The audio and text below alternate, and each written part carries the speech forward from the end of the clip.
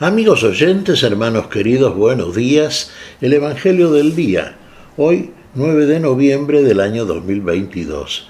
Aquí estamos Patricia y Miguel, este matrimonio cristiano, dispuestos a leer y comentar este Evangelio. Primero la lectura, Patricia.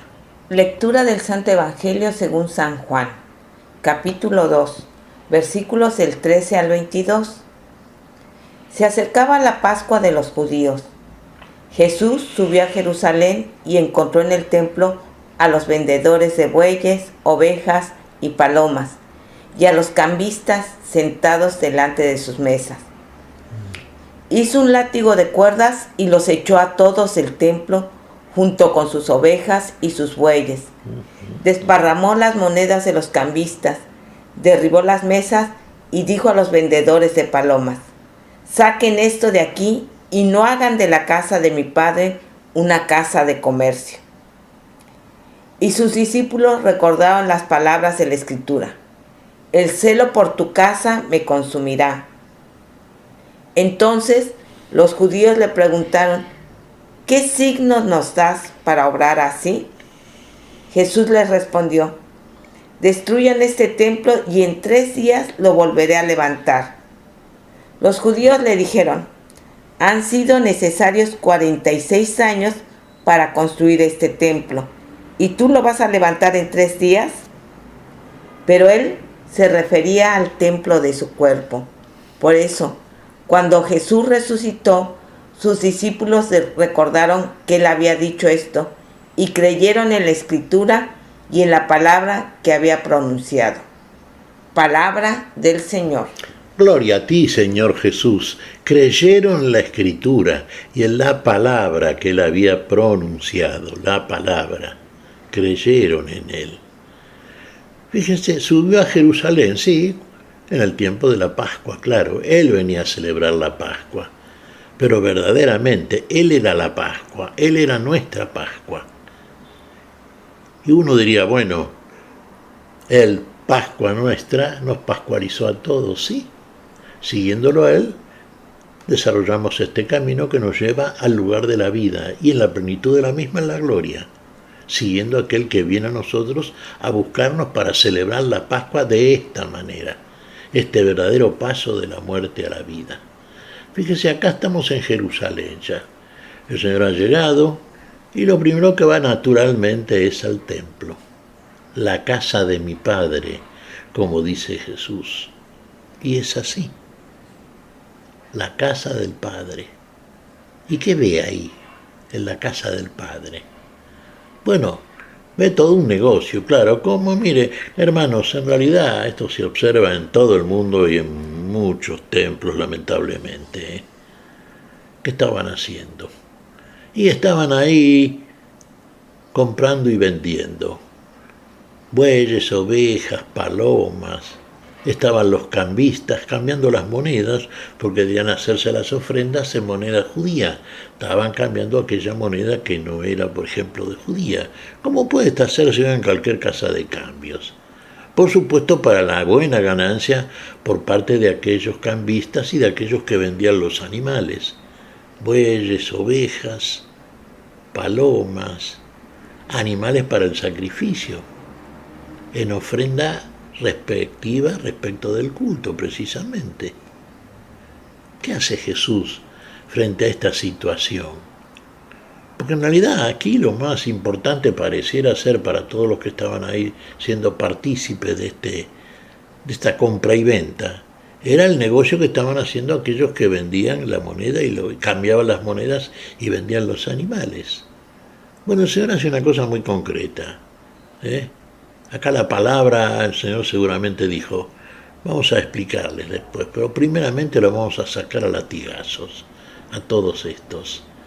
Y los sacó a todos y a sus animales, derribó las mesas de los cambistas, tiró las monedas. ¿Y qué les dijo? Que de la casa del Padre habían hecho una cueva de negocios, ¿sí? Una casa de negocios. Claro, los judíos, ¿cómo reaccionan frente a esta actitud impensable por parte, no lo conocían demasiado todavía a Jesús, los judíos de Jerusalén. Sí, aquellos que eran más bien destinados al hecho religioso. ¿Qué signos nos muestra? ¿Con qué autoridad haces estas cosas? Y la respuesta de Jesús es muy concreta y de paso muy docente, como siempre la respuesta de Jesús. Ustedes han convertido la casa de mi padre en una casa de negocios, la casa de oración en una casa de negocios económicos. Tiren abajo este templo y yo lo reedificaré en 3 días. Claro, y ahí viene la respuesta lógica de los judíos, apelando siempre a la forma literaria de la escritura y no al misterio que encierra. ¿Cómo? Herodes tardó 46 años en hacer este templo y tú lo vas a edificar en 3 días. Claro, el Señor se refería a lo que decía la Escritura, al misterio de la vida, al misterio escondido que no entendían, no discernían, porque no amaban, porque no creían. Les hablaba del templo de su cuerpo. Por eso cuando Él resucitó al 3er día, Pascua, pasó de la muerte a la vida, ahí sus discípulos creyeron en Él, creyeron en la Escritura, que así lo anunciaba, así lo profetizaba, y creyeron en las palabras que dijo Jesús en el templo. El Señor había reedificado, había recuperado el verdadero templo de adoración. Recordemos, lo venimos viendo, hermanos queridos, en el curso de las lecturas de esta semana, ayer por ejemplo, que aquellas palabras de Jesús, dichas a la mujer samaritana, tienen de suyo una afirmación que en Él es verdad porque Él es la verdad y Él afirma lo que hace, lo que va a hacer y lo que va a hacer para siempre y para todos.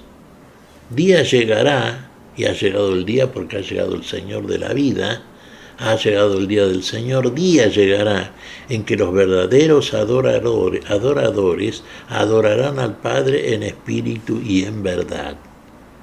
Tiene que surgir de un corazón nuevo, limpio, puro, un corazón que ha recibido verdaderamente y en donde está como en el Santísimo la presencia viva del Dios vivo.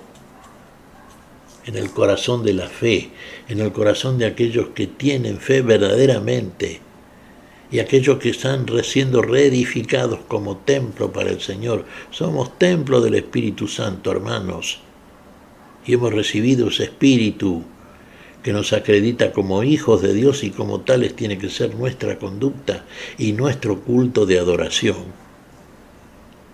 Al 3er día, somos cuerpo de Cristo, somos templo de Dios, como tal tenemos que actuar en este mundo. Ahora, esto no implica naturalmente que usted desacredite los templos construidos para que se congreguen ahí todos aquellos hermanos que realmente van a alabar, van a recibir, van a adorar al Dios, por supuesto, no. Ahí se congregan, iglesia, ahí se congregan todos los miembros que creen en estas cosas que Jesús dice y hace, que verdaderamente cada uno de ellos adoran al Padre en espíritu y verdad y son verdaderamente también templos del Espíritu Santo. Nos congregamos, nos reunimos para el culto de adoración al Señor todos aquellos que tenemos la misma y común fe. La fe en aquel que vino para nosotros a reedificar el templo y darle el sentido vivo que tiene el templo, donde alabamos, bendecimos, adoramos y finalmente glorificamos a Dios. Que eso es lo que tenemos que hacer a través y con nuestro cuerpo en este mundo. Porque esto es lo que habrá de justificarnos o no en la presencia final del Señor. Final para nosotros, cuando partamos de este cuerpo. ¿Qué hicimos por medio de Él? ¿Fuimos templo del Espíritu Santo? ¿Fuimos verdaderos adoradores? ¿O hicimos negocio de alguna manera? Es muy simple, hermanos, y lo que siempre nos enseña el Señor es demasiado simple para no entenderlo, porque Él lo explica con sus palabras y lo explica con sus obras. El Verbo se hizo carne y habitó entre nosotros, y por el Espíritu está en nosotros, y en nosotros hace todo aquello que en nosotros es posible solamente para con Dios, si realmente le damos ingreso, entrada, por la fe al Dios que viene a salvar. ¿Lo hacemos eso? ¿Es verdadero el culto nuestro? ¿Es en espíritu y en verdad? El Señor recuperó todo eso para todos aquellos que finalmente creen en Él, como los discípulos. Cuando Jesús resucitó, entonces creyeron a la Escritura y creyeron en Él.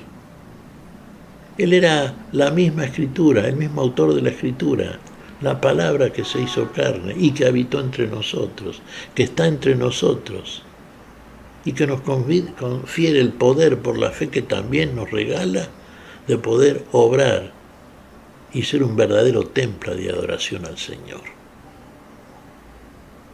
No lo olvidemos, hermanos, porque acá nos va la vida, claro, verdaderamente nos va la vida. ¿Qué te parece, Patricia? Como bien decías, Miguel, ahora nosotros somos el templo, el tabernáculo en este mundo.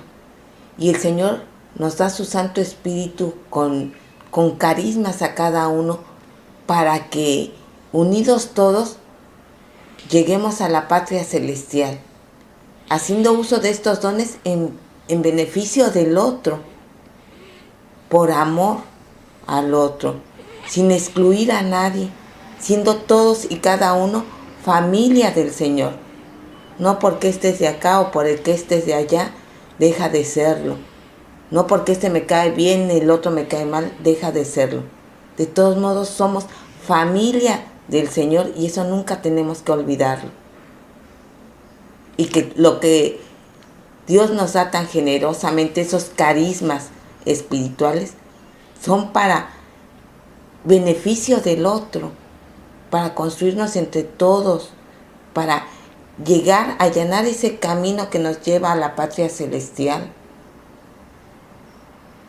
Efectivamente, Patricia, claro, la fe es un don de Dios, un Dios que Dios nos concede a todos, por igual, sin exclusión, sin diferencia alguna, y a cada uno después, conforme a aquello que Dios ve en nosotros y para lo cual nos considera lo que finalmente Él hace y somos, aptos para determinadas actividades dentro del templo de Dios que somos nosotros, los miembros del cuerpo de Cristo, la iglesia de Dios, la verdadera casa de oración, sí.